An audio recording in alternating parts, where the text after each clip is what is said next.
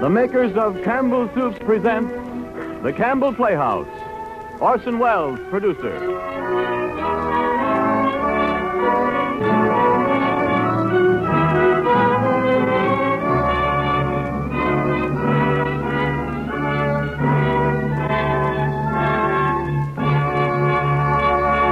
Good evening. This is Orson Welles. For centuries, the heroes of our popular tales have been killers, outlaws, soldiers, knights in armor, warrior kings. Only recently, within the memory of most of you who are listening tonight, has the healer become a hero. The man who is skillful in making people whole instead of cutting them up. The man who strives to persevere life rather than to destroy it. Tonight's story is one of the first of the recent series of books, plays, and films about men of medicine. In 1930, its author, Mr. Sinclair Lewis, was awarded the Nobel Prize for Literature. 8 years ago, Arrowsmith was made into a motion picture. The star of that picture was Miss Helen Hayes. She is here tonight to play in the Campbell Playhouse the same role that she created on the screen. It would be an impertinence for me to attempt any sort of an introduction. One of the greatest and most versatile actresses of our time. And I needn't tell you how proud and happy my sponsor and I and all of us in the Campbell Playhouse are in having her with us tonight. But just now, I'd like you to hear a word from Ernest Chappell.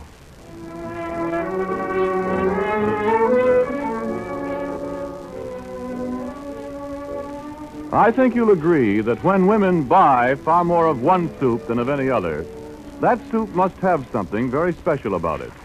Such a soup is Campbell's tomato. It has a flavor that good home cooks and professional chefs agree has never been equaled. This magic flavor is the result of a recipe perfected by Campbell chefs and painstakingly followed at every step. It calls for Campbell's own pedigreed tomatoes, big, firm, luscious beauties developed specially to give glorious color and grand flavor to this most popular of all soups. Their bright, tangy, invigorating goodness is skillfully blended with fine table butter and gentle seasoning to make a tomato soup that almost everybody likes. How often do you have this outstanding favorite soup at your house? Why not look over your soup supply and be sure of having Campbell's tomato soup on hand for this weekend? And now for tonight's story. The Campbell Playhouse presents Arrowsmith, starring Helen Hayes and Orson Welles.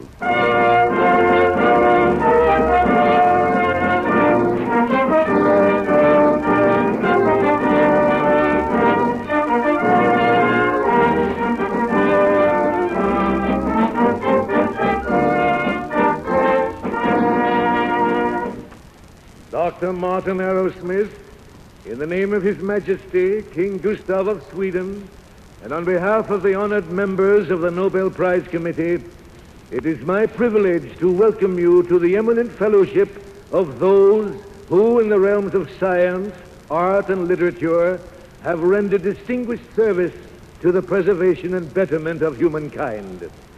In recognition, therefore, of your brilliant achievement in the fields of bacteriology and physical chemistry, and your unswerving devotion to the tenets of pure science, I have the honor to present to you Martin Arrowsmith.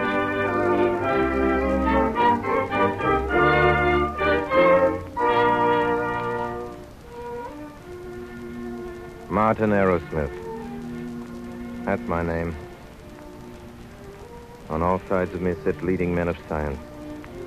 Looking down at me, I recognize some of their faces. That man on the aisle to the right and the one just in back of him, last year's chemistry award. This is the longest walk I can remember. From my seat in the back of the hall down to this platform. A 21-year walk. I started it with two others. With Leora and Dr. Gottlieb. Now I'm finishing it. Alone.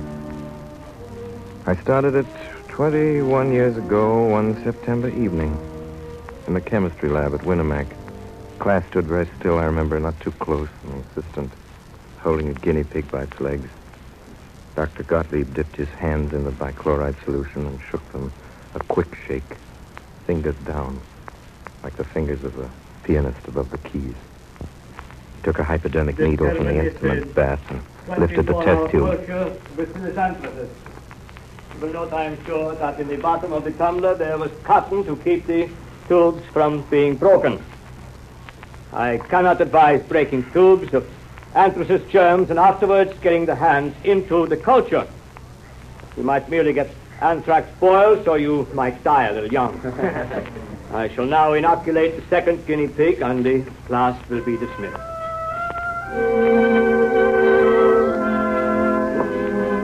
Dr. Gottlieb. Dr. Gottlieb. Well, yes. Oh, Professor Gottlieb. My name is Arrowsmith, Martin Arrowsmith. I'm a medical freshman, Winnemac, VA. I'd like awfully to take bacteriology this fall instead of next year. See, I've had a lot of chemistry. No, it is not time for you. Oh, I know I could do it now, Professor. What you say your name is? Arrowsmith, sir. Well, Arrowsmith, have you taken physical chemistry? No, sir, but I did pretty well in organic. Organic chemistry, puzzle chemistry, stink chemistry, drugstore chemistry. Physical chemistry is power. It is exactness. It is life. But organic chemistry, that is a trade for pot washers. No, you are too young. Come back in a year, Arrowsmith. That year was a time of waiting. I took the first year medical courses and passed them. I learned the proper sugar-coated pills and phrases to comfort patients with while you estimated how much you could charge them. Most of the professors at Winnemac weren't teaching science. They were simply preparing us for a trade. And that was all most of the students wanted. Knowledge that they could cash in on. They didn't talk about saving lives, but about losing cases, losing dollars. My second year, I took Dr. Gottlieb's bacteriology course, and that winter I spent more time with guinea pigs, mice, and rats than with people. I lived in a world of test tubes, filled with watery serum or deadly bacilli of roaring Bunsen flames and steaming sterilizers. Hello, Arrowsmith. Oh, hello, Professor Gottlieb. You're working late tonight. Let me see your slide. Sure. Arrowsmith, you have craftsmanship. Thank you, sir. Oh, there is an art in science for a few. I see you already. And I watched you in the lab before. Let me see your notes. Yes, sir. Perhaps next thing you would like to try trypanosomes of sleeping sickness. Oh, yes, sir. I've been They're very, very interesting and very ticklish to handle. It's quite a nice disease. In some villages in Africa, 50% of the people have it, and it is invariably fatal. Notes are not bad, but they can still be more complete. Arrowsmith, the most important part of living is not the living, but pondering upon it. And the most important part of experimentation is not doing the experiment, but making notes. Very accurate notes. Well, I'll try to do better with my notes, Professor. I want to do research like you, Professor Gottlieb. You've accomplished so much. The whole world knows what you've done. No, I have done nothing except be unpleasant to people that claim too much. But I have dreams of real discovery someday, and for that I need help. You see, Arrowsmith, not 5 times in 5 years do I have a student who understands craftsmanship and precision and maybe some peak imagination in hypotheses. I think perhaps you may one day be such a student, and perhaps we can help each other, you and I. So, now it's midnight. I would be pleased if you should come to my room and have a little sandwich, Arrowsmith, and we can talk some more. Dr. Gottlieb appointed me as student laboratory assistant. I felt very important. One day, in April, I went over to the Zenith Hospital for a strain of bacillus from a patient. Can I help you? I'm Dr. Gottlieb's assistant. I'm looking for Dr. Swenson's patient, Ward D, number 17. The second floor, third door to the right. In the passage, there was a young probationer on her knees on the floor. Her yellow hair had fallen over her eyes, and her green and white uniform was as grubby as her pail of scrub water. Hey, would you walk over on this side, please? I'm still scrubbing over there. Nurse, I want to find Ward D. Do you? I do. I'm sorry to interrupt your work. It looks awfully important. Well, it isn't. The superintendent of nurses put me at scrubbing. We aren't ever supposed to scrub floors, you know, because she caught me smoking a cigarette. She's an old terror. If she found a child like you wandering around here, she'd drag you out by the ear. It was my impression that even probationers learn that the first duty of a nurse is to stand when addressing a doctor. I'd like to find Ward D to take a strain of a very dangerous microbe, and if you'll kindly direct me to... I'm sorry. I've been getting fresh again. I didn't mean to be rude. I was just... Scrubbing makes me bad-tempered. I'm sorry I hurt your feelings, but you do seem so young for a doctor. I'm not. I'm a medical student. I was showing off. So was I. Ouch, I'm so stiff. Yeah, let me help you. Thanks. Pretty hard, this training for nursing, I guess. Not so awful. But it's about as romantic as being a hired girl. That's what we call them in Dakota. I come from Dakota? I come from the most enterprising town in the entire state of North Dakota. Wheatsylvania, it's called. It has 362 inhabitants. Are you in the U Medical School? Yeah, I'm a junior in Mohalis. I'll bet you're good. I don't know. I'm not much of a medic, really. I like the lab side. I think I'll be a bacteriologist. I'm not much for the bedside manner. I'm glad you're not. You get it in here plenty. You ought to hear some of the doctors. That are the sweetest old pussies with their patients, the way they bawl out the nurses. But lads, now they seem sort of real, what I've seen of them. I don't suppose you can bluff a bacteria. What is it, bacterium? No, they're... Say, what do they call you? Me? Oh, it's an idiotic name. Leora Tozer. What's the matter with Leora? It's fine. Do you really think so? Say, when you get away from the hospital for dinner, would you go out with me? Say, tonight? What? Please. All right. We'll go to the Grand. Oh, no, that's terribly expensive unless you're awfully rich. You aren't, are you? I'm not. I just enough money to get through medical school, but I'd awfully like to show you... Let's go to the Bijou. It's a nice place, and it isn't expensive, and they got a funny machine there. When you drop nickels in, it plays brassy kind of tunes like a merry-go-round. See, I'm glad you're so crazy about your lab work, because, well, everybody was perfectly sane where I came from. I got awful tired of being crazy all alone.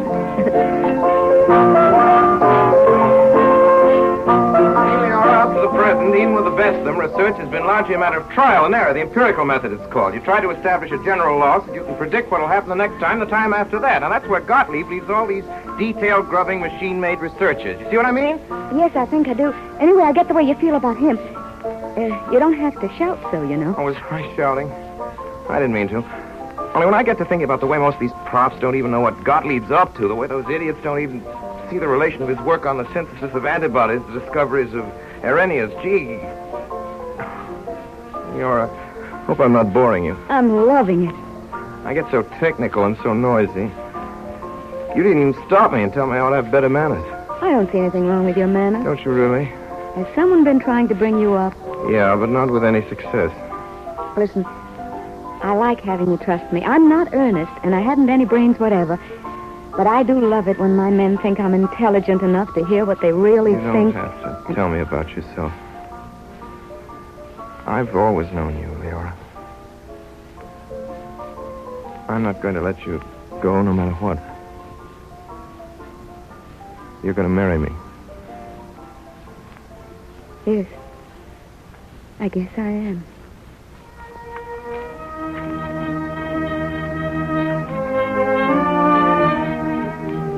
At the end of my medical course, Leora and I were married at the City Hall, Zenith. You're mine now, darling.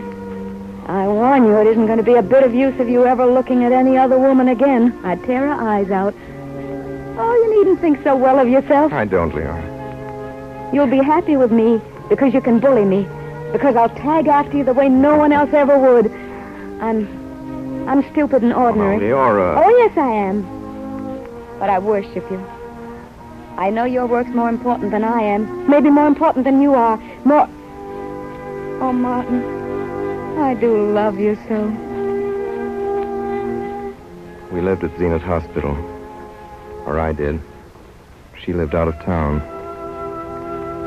I saw her as often as I could, but I didn't go near Dr. Gottlieb. The old man never said anything, but I remember the way he shook his head when he looked over the notes on my last half-hearted experiment.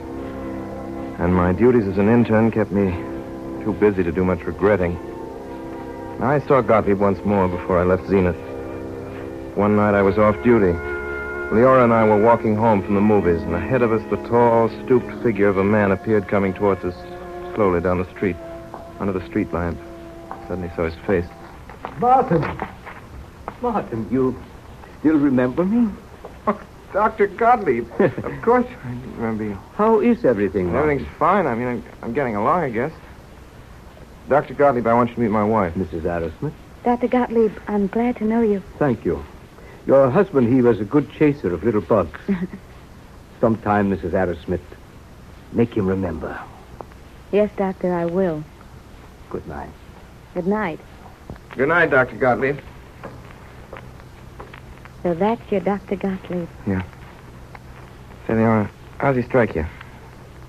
I think he's the greatest man I've ever seen. I don't know how I know, but he is. I wish we were going to see him again. He's the first man I ever laid eyes on that I'd leave you for, Martin, if he wanted me. He's like a sword. No, he's like a brain walking. Oh, and he looked so wretched. I wanted to cry. I'd black his shoes, Martin. Yeah. So would I, Leora. But we didn't see Dr. Gottlieb again before we left Zenith. Leora's family wanted us to come to their town in Dakota. When I'd finished my training, they offered to finance me while I started my practice. So soon after we arrived, they held a family council with Mrs. Tozer presiding.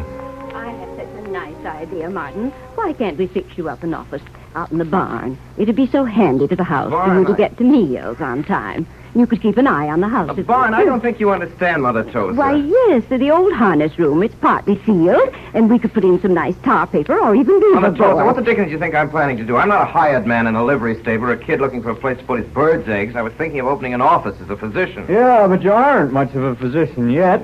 You're just getting your toes in. Darn good physician, Bert. Now, look here, Mart. As we're putting up the money, I don't want to be a tightwad, but after all, a dollar is a dollar. If we furnish the dough, we've got to decide the best way to spend it. Isn't that so, Pop? Look, Father, I want you to lend us $1,000 outright to use as we see fit. $1,000? We'll pay you 6%. No, we won't. We'll pay 5. That's enough. And mortgage is bringing 6, 7, and 8? 5's enough. And we want our own say, absolute, as to how we use it, to fix up an office or anything else. Now, Leo, Ori, you're crazy. I suppose we'll have to lend you some money, but you'll blame well come to us for it from time to time. And you'll blame well take our advice. Bertie. And the barn's plenty good enough. Bertie, I know what we'll do. You seem to have the barn on your brain. You move your old bank there, and Martin will take the bank building for his office. Now, that's entirely different. sense to you two showing off and trying to be smart. Either you do what I say, just exactly what I say, or Martin and I take the first train back to Zenith, and I mean it. Plenty of places open from there with a big salary, so we won't have to be dependent on anybody. Well, now, Ori, don't take it that way. Well, do we get our $1,000, or do we go back to Zenith? Leora won out. I got my office. It was in a rickety building near the station. We nailed a new sign on the door. On it were gold letters. Martin Arrowsmith, Smith, M.D. Gee, Martin, it looks grand. And it's fun having a place all your own, isn't it? Yeah. I wish the patients would start coming in, though. I kind of expected a few of them today. You don't know this town. The farmers will watch that sign until the shine's all off. And then one of them will maybe have the courage to try the new doctor. Yeah, what am I going to do, just sit here and wait? Come over here, Martin. I'll show you what you're going to do. See this old box? Yeah. Well, here's an auger I swiped from home. You're going to bore holes in that box just big enough to hold test tubes. And I'm rigging up an oven contraption for a sterilizer. Leora, you figured all that out for me? No, not for you. For an old man who believes in you. My first patient had an ulcerated tooth. I pulled it. The second had run a fish hook in his finger. I cauterized the wound. Both patients lived. I expected a stream of patients from then on. I even made a first installment on a Ford car. Then I was awakened one morning at 3 o'clock. Martin, wake up. Quick, it's the telephone. All right, just a second. Hello? Hello? Yes, this is the doctor speaking. Henry Novak? Leopolis Road. Yeah. Let's see. Since last night? All right, I'll drive right over.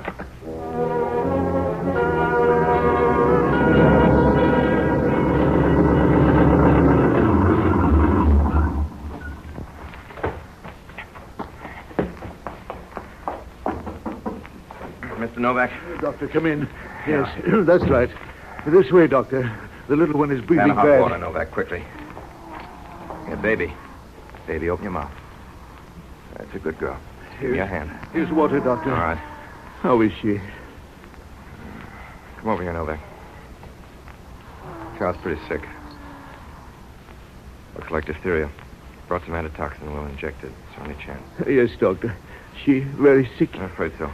I give her some hot clothes, towels, napkins, anything. This room ought to be moist to keep water boiling in that stove. All right, Doctor. I do everything you say, just so you save her. There now. We'll inject. Towel. Towel. Here's some towels, Doctor. We'll wrap her up. Lift that side. This way. Doctor. Yep. Yes, what? Doctor. What's wrong? Doctor, she's so still suddenly. Doctor!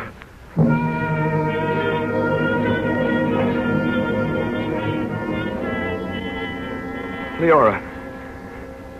Leora, it was my fault. Martin, don't. I should have operated. I should have operated. She'd be all right now. Operate. You did the wrong thing. You did all you could, Martin. Probably all anyone could do. They called you too late, that's all. I'll never practice medicine again. I'll never practice. Stop saying those things. It'll be different in the No, morning. it's no use. I'm through. I'm no good. I can't face people in this town when they know about it. Through. Martin. I'm through. Martin, listen to me. Do you really think you're the only doctor that ever lost a patient? You did your best. Now get some sleep, Martin. Well, I did get over it. In a couple of years, I built up a pretty fair practice at Wheatsylvania. I became a director of Bert Tozer's bank. It was a good life in a way. In the summer, Leora and I drove over to Pony River for picnic suppers and for swimming. In autumn, there was duck hunting. The winter sleigh rides and socials. Then one day, my fourth year there, Sundelius, the great scientist and plague fighter, came to Minneapolis to lecture, and I made the 60-mile trip to hear him. After the lecture, I waited to talk to him. There were things I wanted to ask him. He invited me to a beer garden. How did he like my lecture? Well, they liked it fine, Dr. Sundelius. Oh, it's so hot tonight. I've been lecturing 9 times a week. Des Moines, Fort George, La Crosse, Elgin, and... I forget. Was it all right, really? Honestly, I've never enjoyed anything so much in my life. Arrowsmith, they hated my lecture, but you make me feel like a prophet. Come, have another drink. All right. As a hygienist, I warn on alcohol. In excessive quantities, it's almost as bad as ice cream soda. But as one who's fond of talking, I find a nice long glass of lager a great solvent for human idiocy. Remember that. Now then, my friend, what do you wish to know? I'll tell you, Doctor, I'd like you to tell me, do they have city health bureaus in Europe? They do. They are only less ineffectual than our own. See that girl at the table over there? Yes. Well, what about it? What ankles, what shoulders. And This is good beer, Arrowsmith. Have some more. Lecturing. Such nonsense. I would give it up. I'm wearing dress clothes on a night like this, too. Doctor, do you know Dr. Gottlieb? Gottlieb, I should say I know him. He is now at the Institute of McGurk. Gottlieb has done some great experiments, great. Gottlieb would not sit here bawling like me, no. Gottlieb sits home and works.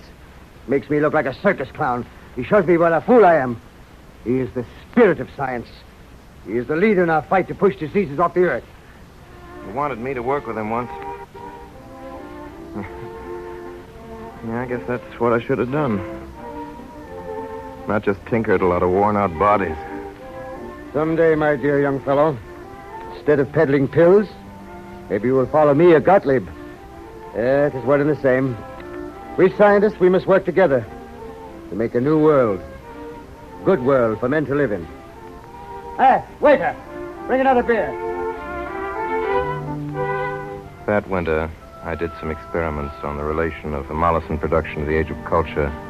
My findings were published in the Journal of Infectious Diseases, and then things began to change for me in Wheatsylvania. An epidemic of blackleg broke out among the cattle in Crimson County, and the state veterinarian had been called, but the disease was spreading.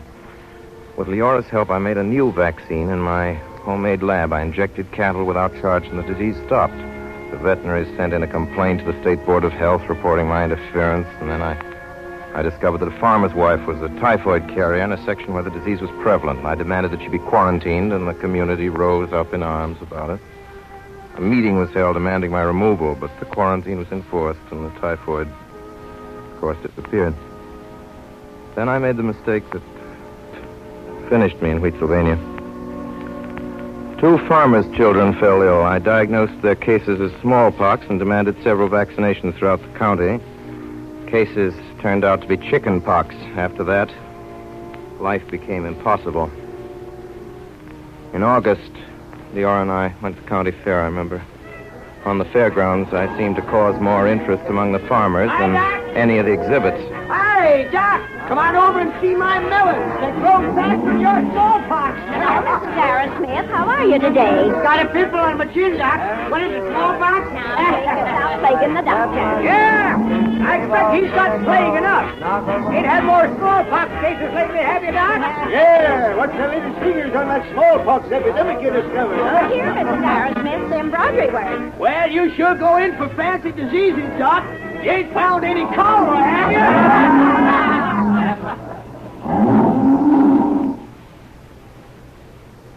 Yeah. Looks like I'm licked, Leora. Might as well get out. Nothing more I can do here. Take years before they trust me again.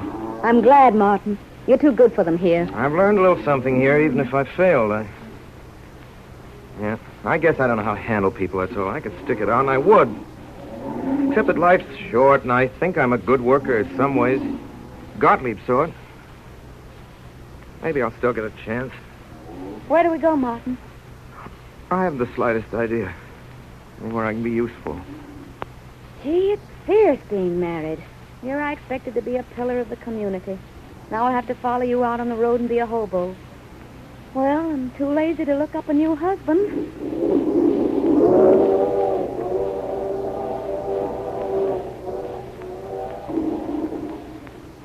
Martin. Yeah? Remember that oath Dr. Gottlieb gave you? The first night we were together, you told it to me. Say it again, Martin. Now. All right, I'll try. I don't know if I can remember it. Tina. God give me unclouded eyes and freedom from hate. God give me quiet and relentless anger against all pretense and all pretentious work and all work left slack and unfinished. God give me a restlessness whereby I may neither sleep nor accept praise till my observed results equal my calculated results, or in pious glee I discover and assault my error. God give me strength not to trust in God.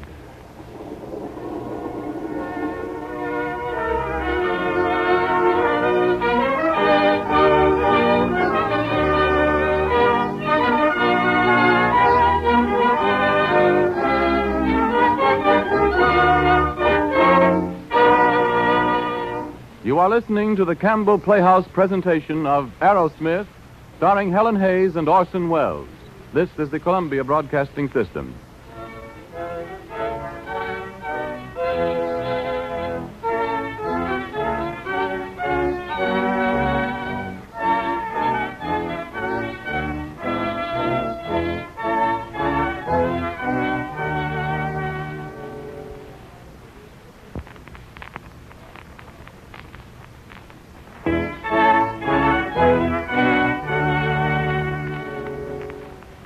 This is Ernest Chappell welcoming you back to the Campbell Playhouse.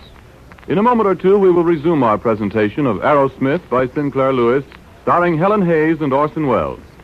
This is a play about doctors, and the doctor is one servant of humanity we all know and respect, and in our varying ways, appreciate. Of course, Dr. Arrowsmith is a research man, and the doctor you and I know best is a general practitioner, a family doctor. But both of them work for the greater health and happiness of humanity, one in his laboratory, the other right here in our homes. The family doctor keeps a vigilant eye on the welfare of our children, advises us on their sleep and exercise and their diet. Most doctors, for instance, agree that every boy or girl should have at least a quart of milk each day. In this connection, I'd like to tell you of a pleasant and practical way to give your children more milk. Have cream soups frequently. Nearly every youngster is fond of soup, especially such favorites as Campbell's tomato, or pea, or celery, or asparagus. Simply make them extra nourishing by adding good, wholesome milk instead of water.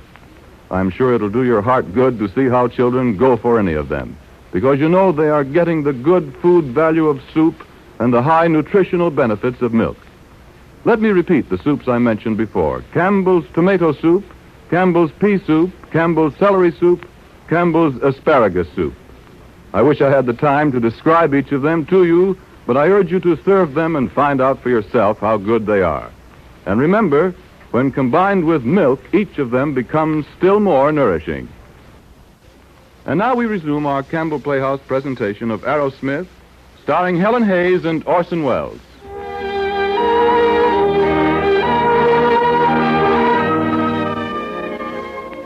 Through Dr. Gottlieb,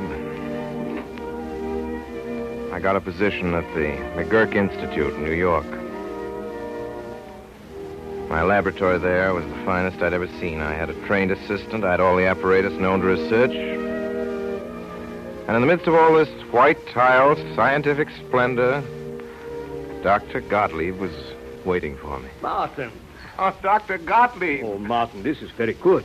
You are near to me. My laboratory is just 3 doors down the You don't hall. know how grateful I am to you, Dr. Oh, Gottlieb. gratitude, Pa.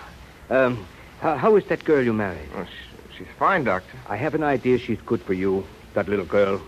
Yeah, she make you work. Look here, Dr. Gottlieb. Do you really think I know enough to work here? I want terribly to succeed. Succeed? I have heard that word. It is English? Oh, yeah. It is a word that little schoolboys use at the University of Winnemac. It means passing examinations. But, Martin, let us be clear. You know something of laboratory technique.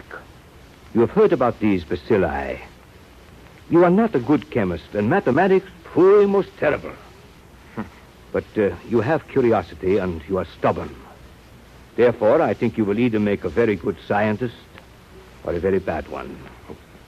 This is your chance to find out, Arrowsmith.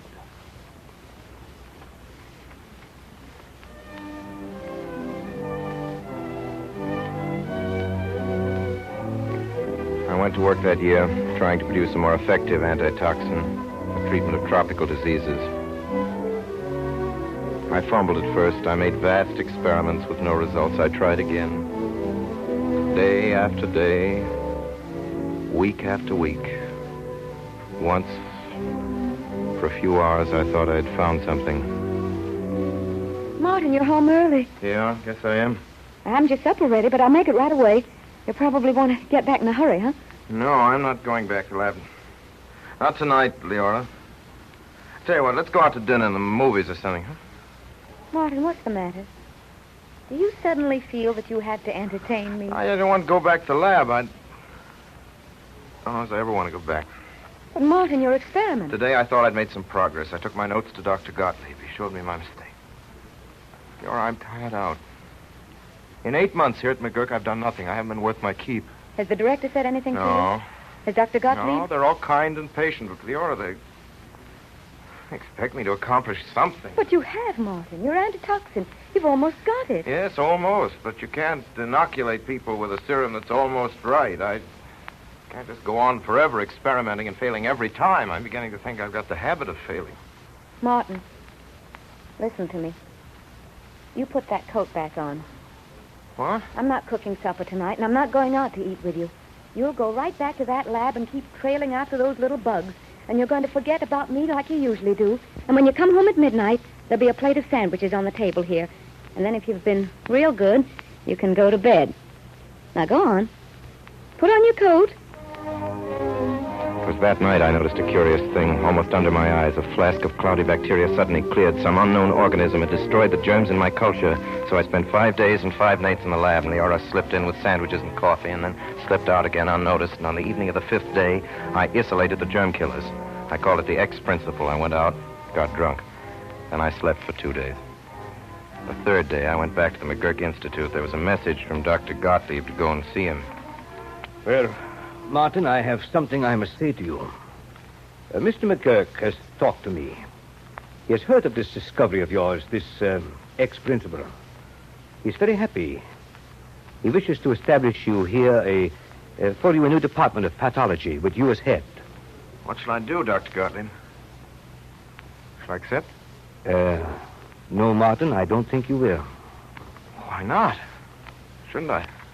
Something sort of bad, well, perhaps not altogether bad, has happened. Bad? Well, what is it?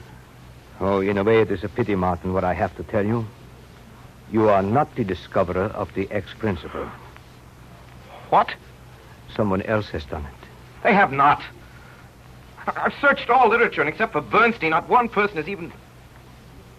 Good Lord, Dr. Gottlieb, you mean that all I've done all these months has just been wasted? And I'm a fool. Well, anyway, Dubois of the Pasteur Institute has just now published in the Compte Rendu this report. It is your ex-principal absolute. Only he calls it bacteriophage. Lord, maybe I oughtn't to care, but... Of course, you could claim to be co-discoverer and spend the rest of your life fighting to get recognized, or you could forget it and write a nice letter congratulating Dubois and go back to work. I'll go back to work. Nothing else to do. I guess McGurk will chuck the new department now. Oh, yeah, there's no doubt. I'll have time to finish my research. Maybe I'll get some points that Dubois hasn't hit on, and I'll publish it to corroborate him. Confound him. Give me the report, Doctor. I suppose now you're glad that I'm saved from being a success. Well, I ought to be. It is a sin against my religion that I am not. But I am getting old, and you are my friend. I am sorry that you are not to have the fun of being pretentious and successful for a while. Martin, it is nice that you will cooperate, Dubois. That is science. To work and not to care too much if somebody else gets the credit. So now I threw myself into the task of making a serum to combat all kinds of diseases. I immunized rabbits against pneumonia and found that the immunity spread to other rabbits. Then I injected rats with deadly bubonic germs and produced an immunity to the plague. And my lab became known as the pest house. I practically lived in it. Then one day, a visitor came to the institute. Martin! Sundelius! How are you, my boy? I haven't seen you since... Oh, that night we drank so much lager, huh? I remember. I had to carry you to the hotel. Well, Doctor, I had a notion it was the other way around. Yeah? No matter. We help each other, huh? Well, what did I tell you, Arrowsmith? You belong in such a place as this, chasing diseases off the earth. They tell me you've made a fine serum. I'm still making it. How would you like me to help you, Martin? You mean? Oh, no. Not here in the laboratory. In the big laboratory, the world. Place where we fight the plague like bubonic. It's now in the island of St. Hubert. Soon it may spread through the West Indies. From there, who knows? Thanks, Sundelius. I have to finish my experiment. I'm still not sure of my serum. Maybe later. Oh, Martin, listen to me. You can be sure of your serum only one way, by testing it. I know, but... Not on guinea pigs, on human beings. My boy. Come with Sundelius to St. Hubert. I couldn't promise. I'd have to speak to Dr. Gottlieb, Mr. McGurk. I've spoken to them already. Yeah, we've been plotting against you. My boat leaves day after tomorrow. Martin, we'll have such good fun. And maybe we wipe out old Devil Bubonic. Huh? I'm going with you, Martin. No, Leora, you're not going with me. Well, I am. It's not safe, Leora. Billy, of course it is. You can shoot your old serum into me, and then I'll be absolutely all right. Oh, I have a husband who cures things I have. I'm going to blow in a lot of money on thin dresses, though I bet St. Hubert isn't one bit hotter than Dakota on an August day. Listen, Leora, darling, listen. I do think the serum will immunize against the plague. You bet I'll be mighty well injected with it myself, but I don't know. Even if it were practically perfect, there'll always be some people it wouldn't protect. Huh? You simply can't go, sweet. Martin, don't you know I haven't any life outside of you? I might have had, but honestly, I've been glad to let you absorb me. I'm lazy and useless and ignorant, except as maybe I can keep you comfortable. If you were off there, and I didn't know you were all right, or if you died and somebody else cared for your body that I've loved so, I'd go mad. I mean it. Can't you see I mean it? I'd go mad. It's just, I'm you, and I've got to be with you. And I will help you, make your serum and everything. You know how often I've helped you. And maybe in St. Hubert, maybe you wouldn't find anybody that could help you, even my little bit. I'll cook and everything. Darling, don't make it harder for me. It's going to be hard enough in any case. Martin, don't you dare use those old stuck-up expressions that husbands have been drooling out to wives forever and ever. I'm not a wife, any more than you're a husband. Oh, you're a rotten husband. You neglect me, absolutely. The only time you know what I've got on is when some button slips and then you bawl me out. But I don't care. I'd rather have you than a good husband. And besides, I'm going.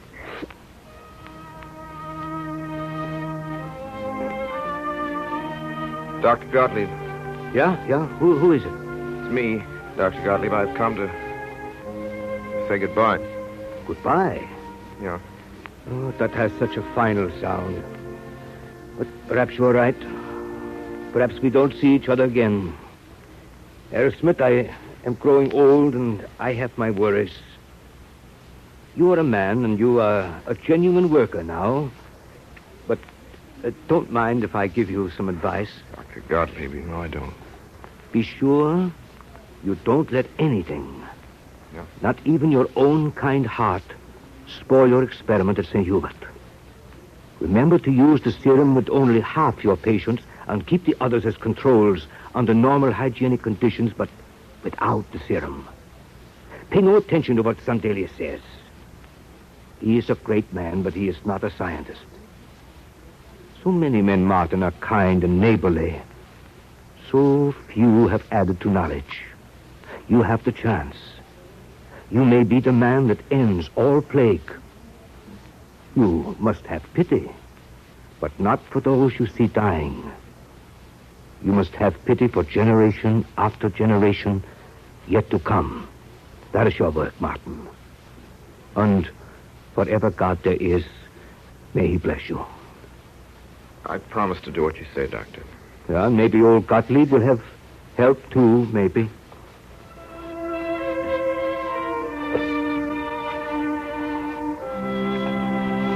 Leora and I sailed the next day from Hoboken. Very late one night, 10 days later, our ship dropped anchor in the harbor of St. Hubert. The island was quarantined, so no one was taken on board. Sandelius, Leora, and I stood alone on the deck. On shore, we spied a few lights. One appeared to be moving toward us, but most of the town was dark and still. There! Ahoy there! Northern Guard Commission? Yeah? Good. We're ready to take you ashore. Come up and give me a hand. Thanks. You're the port doctor? No, not exactly. I'm Dr. Stokes of St. Swithin's Parish. For all of us, almost everything nowadays. The port doctor died a couple of days ago. How many bubonic cases you got now? Lord knows. Maybe 1,000. 10 million rats. So sleepy. Well, we better be going ashore. Here, I'll help you with your bags. Listen, Leora. You better stay on the ship. You better not come, see? Please don't.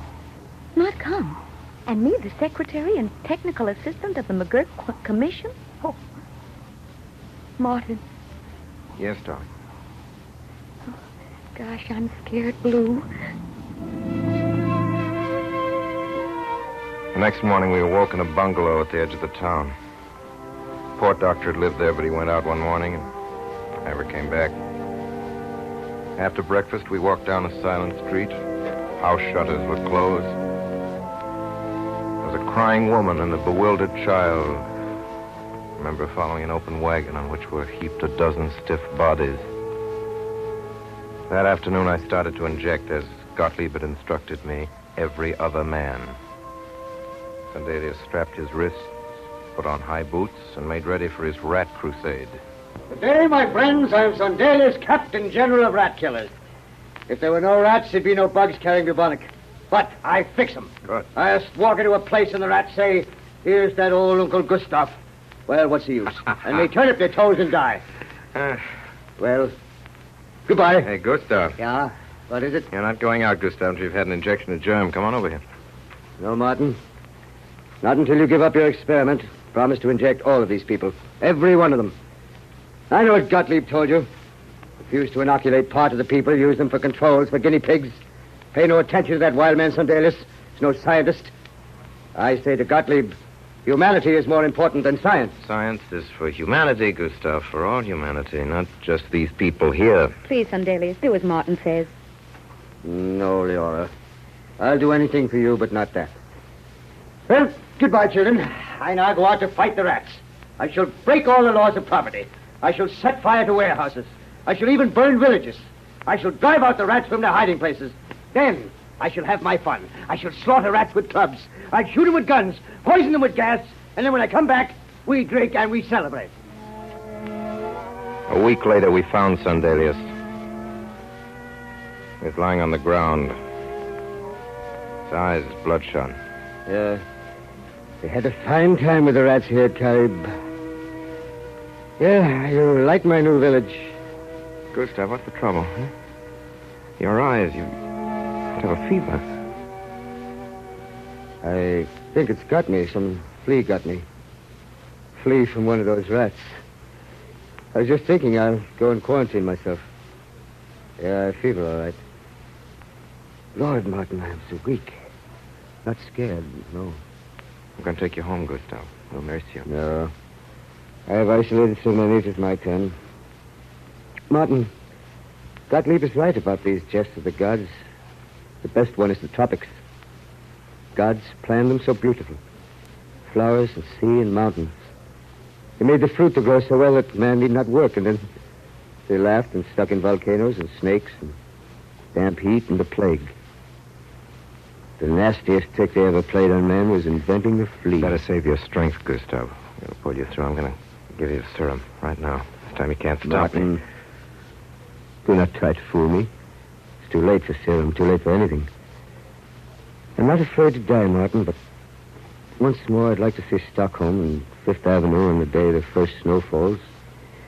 And Holy Week at Seville, and one good last drunk, huh? I'm very peaceful, Martin. It hurts some, but life was a good game. Martin. Yeah. Give these poor people a serum. Save all of them.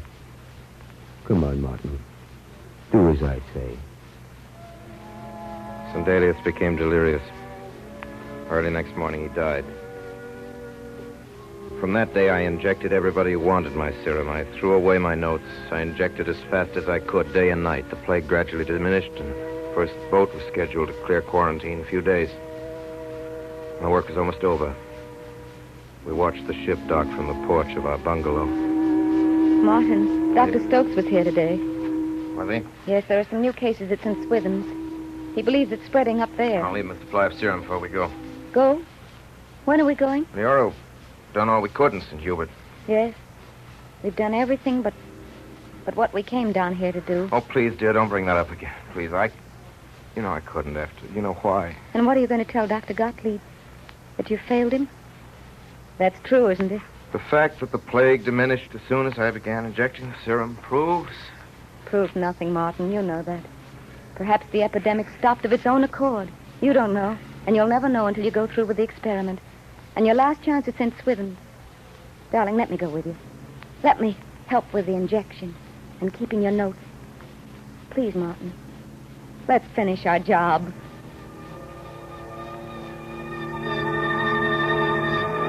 I have this place ready for you, Doctor. All right. Trees will keep the sun off you. There's a line of natives a quarter of a mile long. All right, Stokes, let's begin. Leora, soap and alcohol. The right arms. Yes, Martin. Stokes, get your troops in a circle around the grove and beneath them. Keep two lists, one that I inject, one that I don't. Right, Doctor. Sergeant, you write the names down as I call them out. Yes, sir. I'm ready. Come on. Move up one at a time. Every other one here.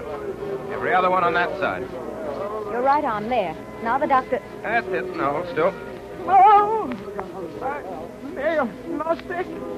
Maybe. Hope so. Move on. John Glamus. Take it down, Sergeant. John Glamus. Hold back! Don't crowd! No changing faces, just as you are! Get your way, Dr. Stokes. Obey orders! Back there! I'll shoot the first man who gets out of line. Now move on one at a time.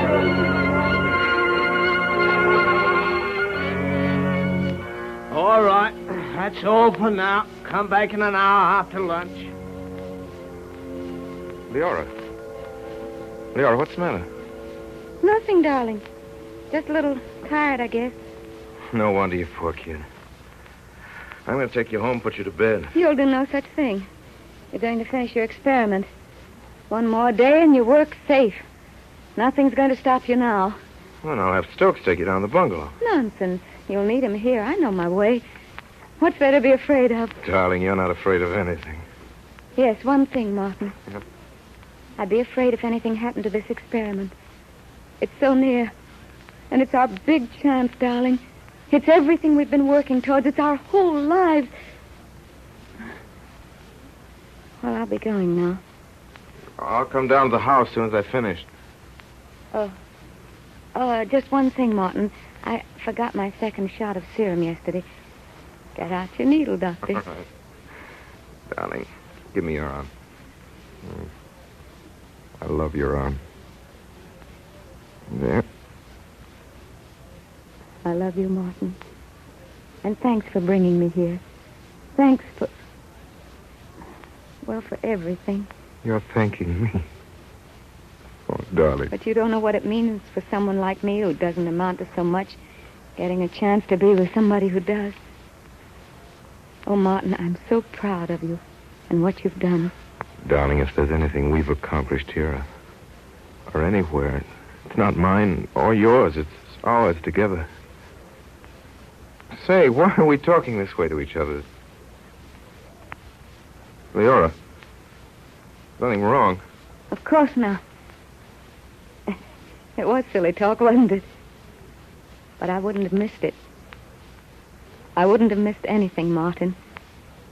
Not anything in our whole life.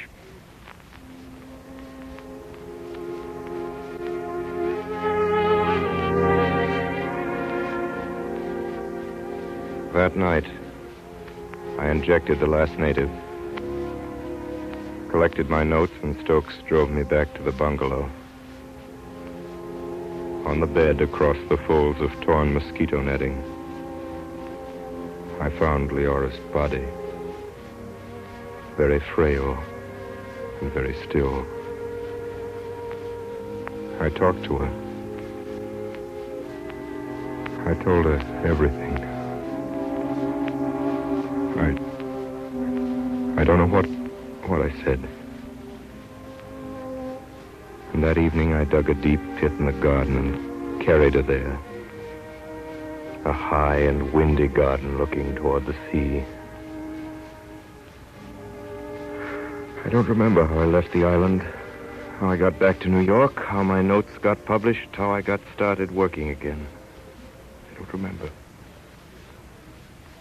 And now, I'm standing in this great hall, and I have a scroll of parchment in my hand. I know that the world has just honored my work, and that this is the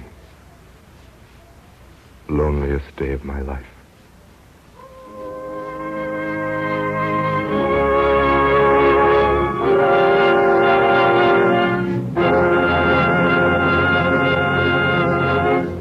You have just been listening to the Campbell Playhouse production of Arrowsmith, starring Helen Hayes and Orson Welles. And here he is, Orson Welles. Ladies and gentlemen, the road. The road, which is what actors call the theater outside of New York, has had its ups and downs, as you know. The last 2 years, during which Miss Hayes has brought her wonderful performances, Victoria and Victoria Regina, to 45 cities all over the nation, must definitely be called an up. Miss Hayes concluded her engagement in Victoria only last Saturday, after making theatrical history. Thank you, Orson. Very great honor to have her with us tonight, and I'd like you to meet her. And, Helen, I'm sure that everyone in the theater and everyone who goes to the theater is curious about your plans for the future. What are you going to do next? I'm going to take a darn good rest. With your permission, Miss Hayes, I'll tell our audience what a rest means to you. It means, ladies and gentlemen, going back to being Mrs. Charles MacArthur, taking care of 2 children and a house overlooking the Hudson River at Nyack, New York, and, of course, overseeing the family farm in the hills a few miles away. Miss Hayes, am I correctly informed that the MacArthur family even goes so far as to grow its own milk? Mm-hmm. We do have 4 Jerseys. And we hope that by economy and careful management, we can eventually get the cost of our milk down to $1 a quart. I hope you do, Mrs. MacArthur. And I hope even more that Helen Hayes will very soon be back with another play as fine as Victoria Regina. And in behalf of my sponsors, the makers of Campbell Soups, and all of us in the Campbell Playhouse, I want to thank you for coming here tonight. And now, here's Ernest Chappell.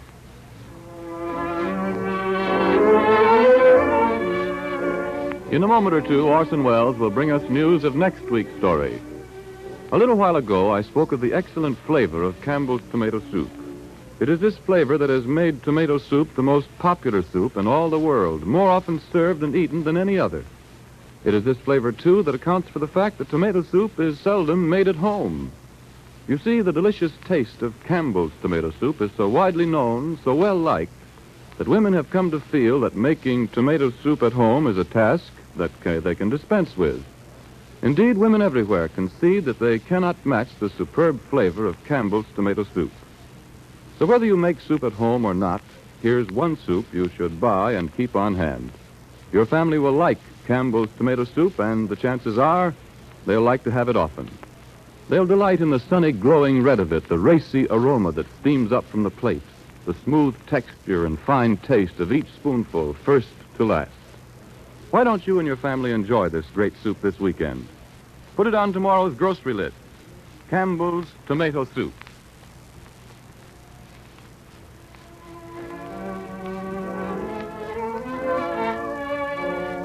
In tonight's presentation in the Campbell Playhouse, Orson Welles and our guest, Helen Hayes, was heard in the roles of Martin Arrowsmith and Leora. Professor Gottlieb was played by Ray Collins, son Delius was played by Frank Reddick, Mr. Tozer by Everett Sloan.